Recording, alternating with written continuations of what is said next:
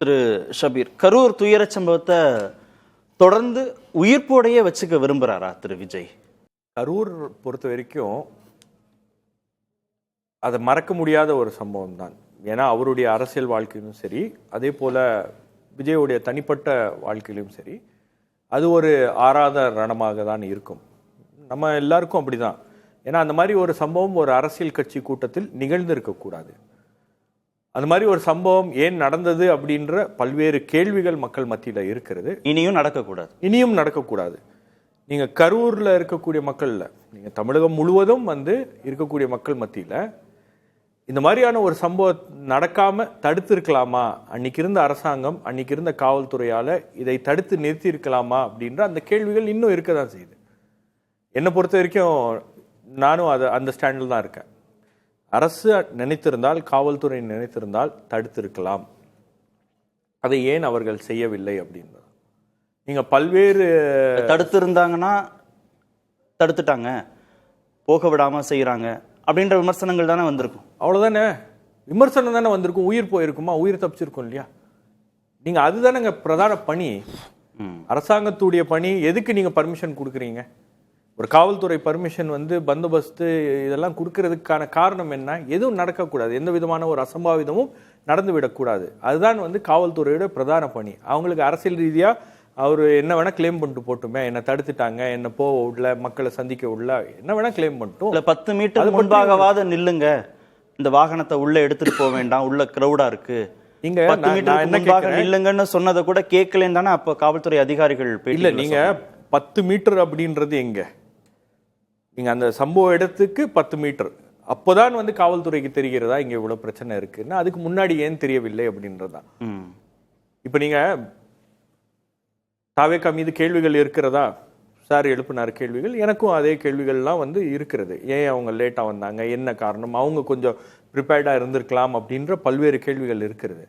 ஆனால் இதுல primary responsibility யாருது அப்படின்னு பாத்தீங்கன்னா அரசாங்கத்துக்கு. எல்லாரும் பேசியிருக்காங்க. இங்க இருக்கக்கூடிய எல்லோரும் கரூர் சம்பவத்தை பற்றி பேசி இருக்கிறோம். இப்ப நரேட்டிவ் செட் பண்ணல. இல்ல, நான் சொல்றேன், கரூர் சம்பவத்தை பற்றி பேசி இருக்கிறோம். கரூர் சம்பவத்துக்கு தாவேகா தான் காரணம்னு ஒரு தரப்பு அலிகேஷன் சொல்லியிருக்கு, திமுக தான் காரணம்னு பேசியிருக்கு, எல்லாரும் பேசியிருக்கோம். முதலமைச்சர் அது குறித்து பேசல, திரு விஜய் அவர்கள் அது குறித்து பேசல. இன்னைக்குதான் பேசியிருக்காரு. இன்னைக்குதான் அவருடைய வேர்ஷன் வெளியே சொல்றாரு.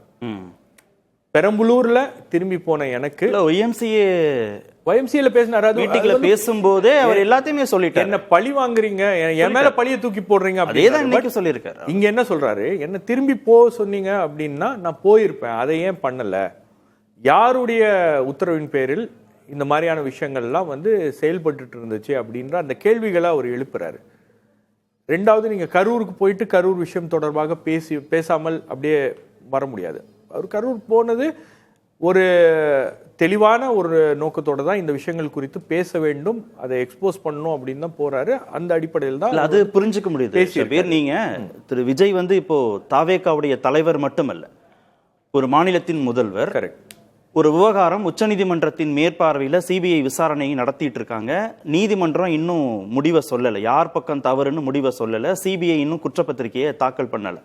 அப்ப நீங்க அரசு பணி நியமன ஆணையை நீங்க வழங்குறீங்க. ஒரு மீட்டிங்ல பேசும்போது நீங்க பயன்படுத்தக்கூடிய வார்த்தைகள் ரொம்ப நாகரிகமாக, ரொம்ப கண்ணியமாக, ரொம்ப பக்குவமாக, ஒரு முதல்வரின் வார்த்தைகள், அது திரு விஜயின் வார்த்தைகள் இல்ல, முதல்வர் விஜயின் வார்த்தைகள் போது அவரே முன்முடிவோடு அந்த பிரச்சனையை அணுகுனாரா, ஒரு நரேட்டிவ் செட் பண்றாருன்னு திரு ஆர்.கே. ராதாகிருஷ்ணன் சொன்னார். நீங்க வருவதற்கு முன்பாக கூட அது பேசினாரு. அதனாலதான் நீங்க வந்த பிறகு மீண்டும் ஒரு முறை கேட்டு, என்ன நரேட்டிவ் செட் பண்றாருன்னா, எல்லாமே செந்தில் பாலாஜி தான், எல்லாமே திமுக தான், எல்லாமே திட்டமிட்டு நடத்தப்பட்ட சதி தான், எல்லாத்துக்கும் காரணம் காவல்துறை தான். ஒரு முதல்வர் எப்படி நீதிமன்றத்தின் மேற்பார்வையோட வழக்கு நடந்துட்டு இருக்கும்போது முன்முடியோட அறிவிக்க முடியும்? ஒரு கூட்டத்தில் நீதிமன்றத்தின் மேற்பார்வையில தான் இவ்வளவு விஷயங்கள் நடந்துகிட்டு இருக்கு, விசாரணை நடந்துட்டு இருக்கு. அப்போ இருந்த ஆளுங்கட்சி அதே குற்றச்சாட்டுகள் தாவேகா மீது வைத்தார்கள். அவருடைய வேர்ஷனை சொல்றாரு. இதே வெர்ஷனை தான் அவங்க சிபிஐ முன்பும் சொல்லி இருக்கிறார்கள். இதே வெர்ஷனை தான் அவங்க சுப்ரீம் கோர்ட்ல இருக்கிற பெட்டிஷன்ஸ்லயும் சொல்லி இருக்காங்க. அரசாங்கம் என்ன சொன்னாங்க? தாமதமாக வந்தார்கள்னு சொன்னாங்க. குற்றச்சாட்டு அவங்க அரசாங்கம் ஒரு குற்றச்சாட்டு அவர் மீது குற்றச்சாட்டு வைக்கலையே. இல்லங்க, அவர் மீது தாவேகா தலைவர் மீது அரசாங்கம் ஒரு குற்றச்சாட்டு வைக்கிறது, அரசாங்கத்தின் மீது தாவேகா ஒரு குற்றச்சாட்டை வைக்கிறது. இதுல விசாரணை நடக்கிறது. விசாரணை வந்து இறுதி விசாரணையில என்ன வரும் அப்படின்றது நீங்களும் யூகிக்க முடியாது, நானும் யூகிக்க முடியாது. விசாரணை நடந்து கொண்டே இருக்கிறது. அமைச்சராக ஆதவர்ஜுனா இருக்கிறார். நீங்க ரெண்டு விஷயத்தை போட்டுக்கொள்ள. அமைச்சர் பேசுறதும் முதல்வர் பேசுறதுமே அதான் காவல்துறையை வைத்து கொன்று குவித்து விட்டார்கள். நீங்க ரெண்டு விஷயத்தை போட்டு குழப்பறீங்க. நான் என்ன சொல்றேன், முதலமைச்சராக தாவேகா தலைவராக குழப்பறங்கிற வார்த்தையை சொல்லாதீங்க. இல்ல அவருடைய ஒரு அமைச்சரும் இல்ல பேசலாமா கேக்குறேன். நீங்க பத்திரிகையாளராகவே அணுகுங்க. நீங்க ரெண்டு விஷயத்தை சேர்த்து கேட்கிறீங்க. நான் வந்து ஒரு விஷயத்தை சொல்றேன். முதலமைச்சராக அவருடைய கருத்தை அவர் சொல்லுகிறார். இதுல அமைச்சராக இருந்து கொண்டு ஆதவ அர்ஜுனா அவர்கள் பேசுவது அப்படின்றது ஒரு பழி வாங்கணும் அப்படின்ற அந்த நோக்கத்தில் அவர் பேசுகிறார். அது தவறு.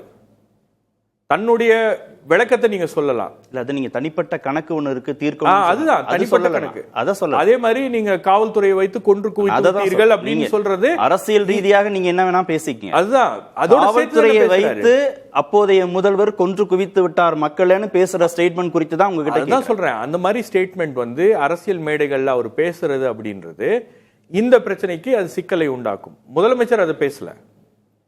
நீங்க முதலமைச்சர் பேசுனதும் திரு ஆதவ அர்ஜுனா பேசுறதும் ரெண்டும் சேர்த்து கேட்கிறீங்க. முதலமைச்சர் தன்னுடைய விளக்கத்தை கொடுக்கிறார். ஆதவ அர்ஜுனா அவர்கள் பேசினது ஒரு அரசியல் மேடையில் ஒரு கணக்கு தீர்க்கப்பட வேண்டும் அப்படின்னு பேசினது வந்து தவறு. டிராமான்னு சொன்னார்ல முதல்வர் இன்னைக்கு. எது? காவல்துறை வந்து எங்களை பெரம்பலூர்ல தடுத்த மாதிரி தடுக்காம இது மாதிரி நடக்க போகுதுங்கிறதெல்லாம் யூகித்து கொண்டே எங்களை அங்க அழைத்துட்டு வந்ததுல என்ன டிராமா நடந்தது, என்ன நாடகம் பண்ணீங்கன்னு கேட்டார்ல இன்னைக்கு. கவனிக்கல. அதுதாங்க சொல்றாரு முதலமைச்சர். அவரு ஆதவ அர்ஜுனா எப்படி சதி இருக்கிறது அப்படின்றத தாவேகாவுடைய குற்றச்சாட்டு, அடிப்படை குற்றச்சாட்டு. அதுதான் அவர் பேசுறாரு. நீங்க ஆதவ அர்ஜுனா பேசுறது டிஃபரெண்ட். நீங்க ஆதவ அர்ஜுனா பேசுறது வந்து முதலமைச்சரோட நீங்க ஒப்பிட்டு இது பண்ண முடியாது. ஆதவ அர்ஜுனா பேசுனது வந்து முழுக்க முழுக்க ஒரு தேவையில்லாத ஒரு அரசியல் ரீதியான ஒரு பழிவாங்கும் உணர்ச்சியோட அவர் வந்து பேசக்கூடிய ஒரு ஸ்பீச்சாக அது இருக்கிறது. அது தவறான வார்த்தையை பயன்படுத்தினாரேன்னு கேட்கிறேன். இல்ல, அது மிகவும் தவறானது. நீங்க முதலமைச்சர் வந்து என்னை கூப்பிட்டு வந்து நீங்க உள்ள நிக்க வச்சுட்டீங்க அப்படின்ற அடிப்படையில அவர் வந்து அதை ஒரு கான்ஸ்பிரசியா அது ஒரு அதுல ஒரு உள்நோக்கம் இருக்கிறது அப்படின்றத அவர் கோடிட்டு காமிக்கிறார். இரண்டும் வெவ்வேறு கருத்துக்கள். ஆனால் ஆதவ அர்ஜுனா பேசின கருத்து அப்படின்றது முற்றிலுமாக ஏற்றுக்கொள்ளக்கூடிய கருத்தாக இல்லை. ஏன்னா நீங்க ஒரு அமைச்சராக இருந்து கொண்டு எங்களுக்கு ஒரு கணக்கு தீக்கணும் அப்படின்னு நீங்க பேசுறது அப்படின்றது, அப்போ இந்த விஷயத்துல நீங்க வந்து அடுத்தது எந்த நடவடிக்கை யார் எடுத்தாலும் அதுல ஒரு கணக்கு இருக்கிறது அப்படின்ற மாதிரி அது வந்து உள்நோக்கம் இருக்கிறது. துயர சம்பவம் திரு விஜய்க்கு வலி இருக்கிற மாதிரி எல்லோருக்குமே வலி இருக்கு, அந்த குடும்பத்தினருக்கு வலி இருக்கு, மக்களுக்கு வலி இருக்கு.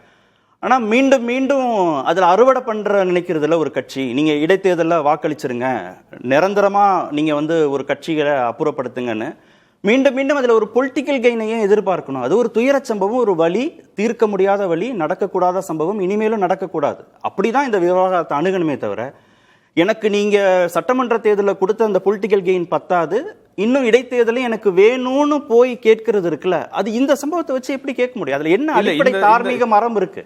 இல்ல, இந்த சம்பவத்தோட மேற்கோள் காட்டி தான் பேசினார். அந்த பேச்சுல இந்த சம்பவத்தோட குறிப்பிட்டு தொடர்புபடுத்தி தான் பேசினார். இடைத்தேர்தல் அப்படின்றது இப்ப வரக்கூடிய ஆமா, அது தொடர்புபடுத்தி தான் பேசுறாரு, கரூர்ல தான் பேசுறாரு. இல்ல வரக்கூடிய இடைத்தேர்தல்ல ஒரு இடைத்தேர்தல் வருகிறது, அந்த இடைத்தேர்தல் கரூர்ல வருகிறது. ஏன்னா கரூர் எம்எல்ஏ ராஜினாமா செய்திருக்கிறார். அப்ப அந்த இடைத்தேர்தல அவர் மேற்கோள் காட்டி கேட்கிறாரு, இந்த சம்பவத்துக்காக கேட்கல, மேற்கோள் காட்டி தான் பேசுறாரு. இங்க இடைத்தேர்தல் அங்க கரூர்ல ராஜினாமா பண்ணியிருக்காரு, கரூர்ல எம்எல்ஏ ராஜினாமா பண்ணியிருக்காரு, அதை வச்சு அவர் இடைத்தேர்தல் வருது மென்ஷன் பண்ணி கேட்கிறார். கரூர் இடைத்தேர்தல் நம்ம பேசல. இல்ல நிரந்தரமா நீங்க பாடம் போகட்டணும் அதெல்லாம் சொல்லதாங்க செய்வாங்க. ஒரு பொலிட்டிக்கல் ஸ்பீச்ல அதை கூட ஒரு தலைவர் சொல்லக்கூடாது அப்படின்னா இப்படி? ஓகே, அதை கூட சொல்லக்கூடாதா? இல்ல, நான் கேக்குறேன், கேள்விதானே. நீங்க கரூர் சம்பவத்துக்காக அவர் சொன்னார் அப்படின்னு நீங்க சொல்றது வந்து என்னால அது கவனிக்கல. நான் அந்த ஸ்பீச்ல அந்த கவனிக்கல.